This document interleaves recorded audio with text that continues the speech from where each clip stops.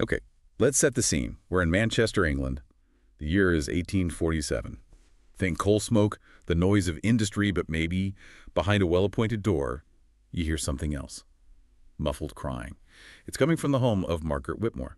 Now, you might remember her lavish wedding just 6 months ago, French lace, high society, the works. She married a successful mill owner.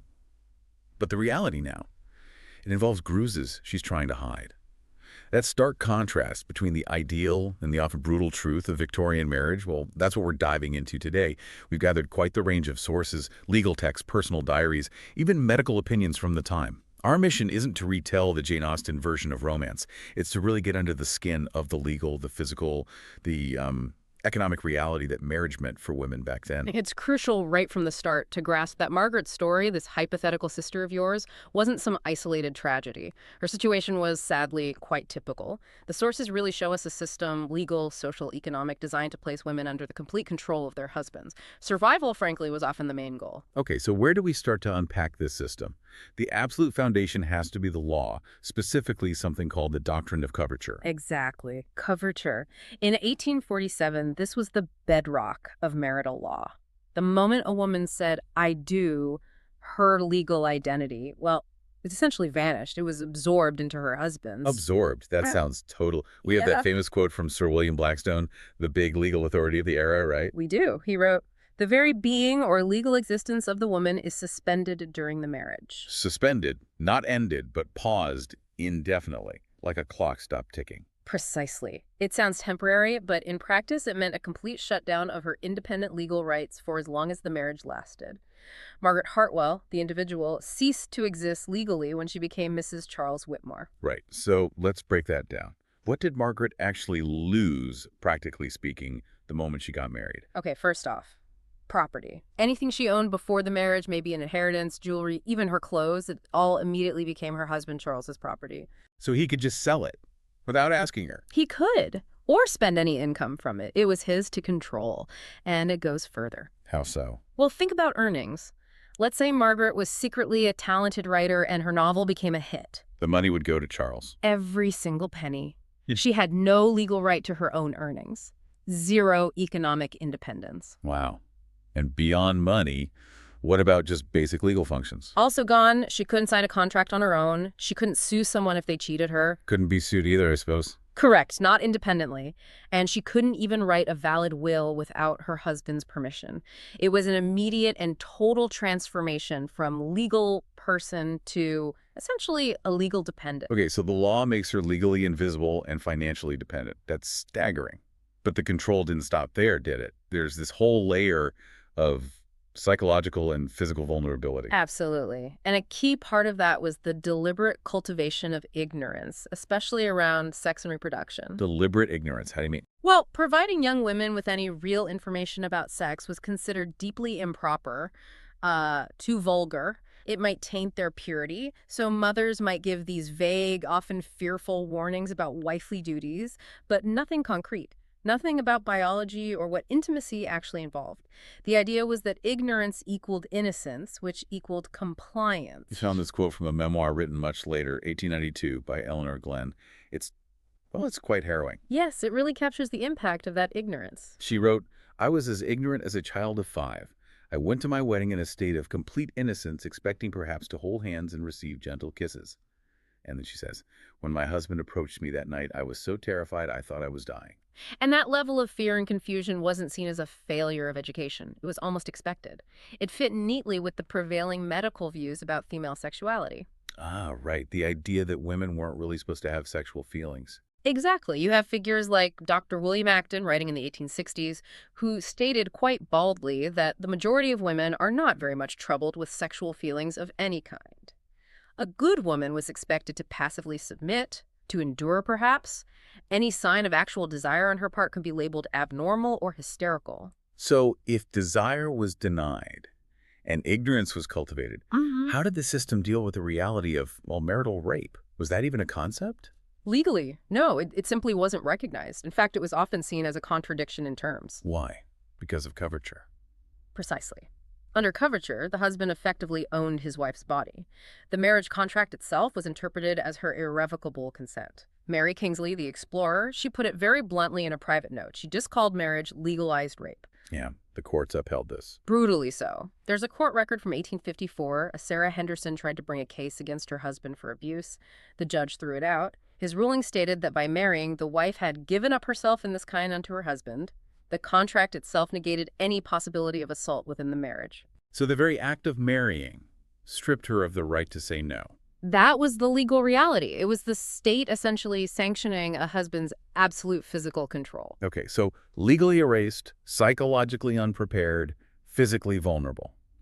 Why would any woman agree to this? Was it purely about social pressure? Social pressure was huge, definitely. But crucially, it was also about economics. For most women, marriage was the only viable economic path. There just weren't respectable, well-paying jobs open to women. Very few. Governess, maybe seamstress, low pay, low status. Marriage, even a difficult one, offered financial security, or at least the promise of it. It was often a trade. Freedom for security. And even for women from wealthy backgrounds like our Margaret Whitmore, they weren't truly independent. Not at all. Their comfort, their lifestyle, everything depended entirely on the mercy of their husband's generosity, as one source puts it. Think about Margaret wanting to visit her sick mother. Charles refused her the money. Despite their wealth, which was legally his wealth, she had no right to access funds and therefore no practical way to defy him. And the alternative? Staying unmarried. Socially disastrous. The term spinster wasn't neutral. It was loaded with pity, mockery, the implication of being unwanted, a failure. The pressure to land a husband was immense. Which must have made courtship incredibly strategic, calculating. Absolutely. It was a market.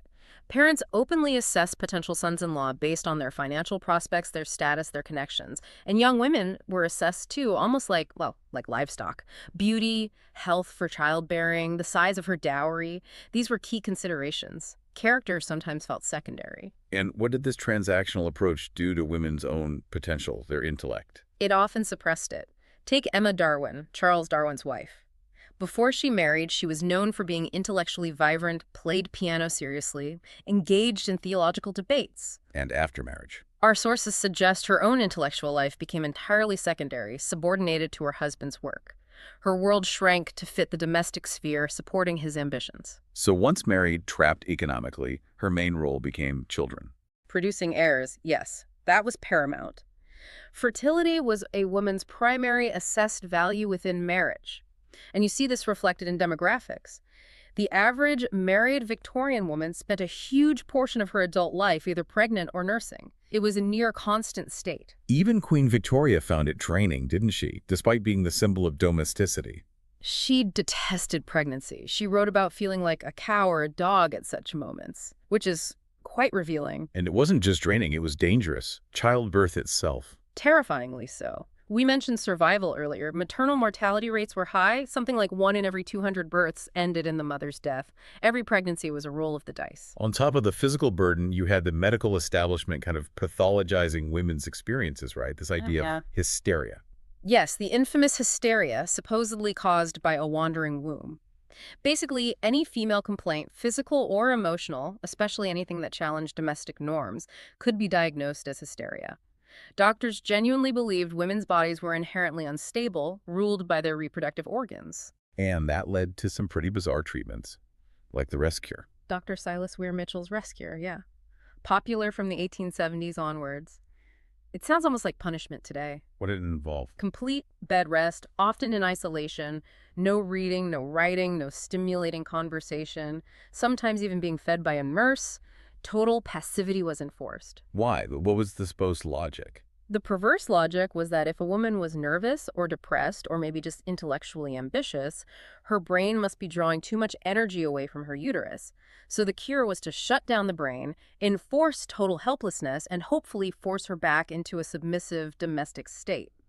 It was psychological control masquerading as medicine. And that directly inspired Charlotte Perkins Gilman's story, The Yellow Wallpaper. Directly. She underwent the rest cure and wrote the story as a critique of it, showing how it drove the protagonist literally mad. It perfectly captures how the ideal of the angel in the house could become a prison. That whole angel in the house idea. Yeah. The ideal of true womanhood. Pious, pure, submissive, domestic. Yes, women were put on this pedestal, but only if they stayed small, stayed quiet, stayed powerless within the home. Even fashion played a role in keeping them constrained. Definitely. Think about corsets. The extreme tight lacing wasn't just uncomfortable, it restricted breathing, could damage internal organs. Women fainting was seen as a sign of delicate femininity. Not a sign of oxygen deprivation. Exactly. And the sheer weight and volume of clothing, multiple petticoats, heavy skirts, hoops, it physically hampered movement. You couldn't run easily, you couldn't exert yourself. It reinforced dependence. So you have this whole system enforcing female purity and domesticity. Right. But it existed alongside a huge amount of Well, hypocrisy, right? Oh, absolutely massive hypocrisy, particularly around sex. the infamous double The standard. biggest one. While respectable women were expected to be utterly chaste before marriage and faithful within it, men faced far less censure. In fact, gaining sexual experience before marriage was often tacitly encouraged for young men, and prostitution was rampant in Victorian cities. So the same society that demanded female purity essentially relied on a vast industry of fallen women to service male desires. Precisely.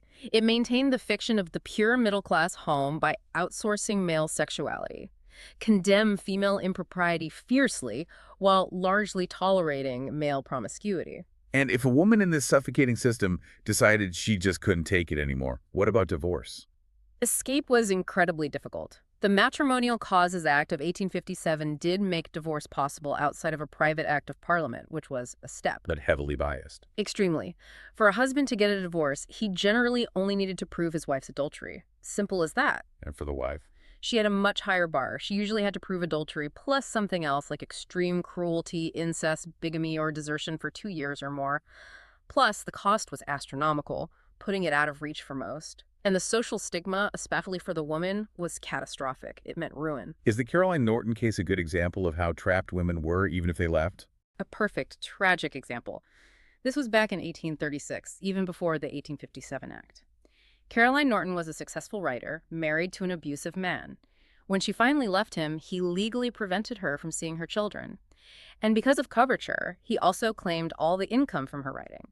She had absolutely no legal recourse to fight for custody or her own earnings. Her success meant nothing legally. Nothing. It just became his property like everything else. Her story highlighted the absurdity and cruelty of the law and helped fuel reform movements later. And throughout all this, you had religion often reinforcing the status quo. Yes, very much so.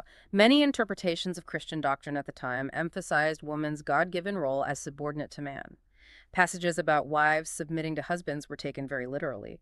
Domestic abuse, while perhaps frowned upon in extreme forms, could be framed by some clergy not as a crime-needing intervention, but as a cross to bear, a test of the wife's piety and endurance.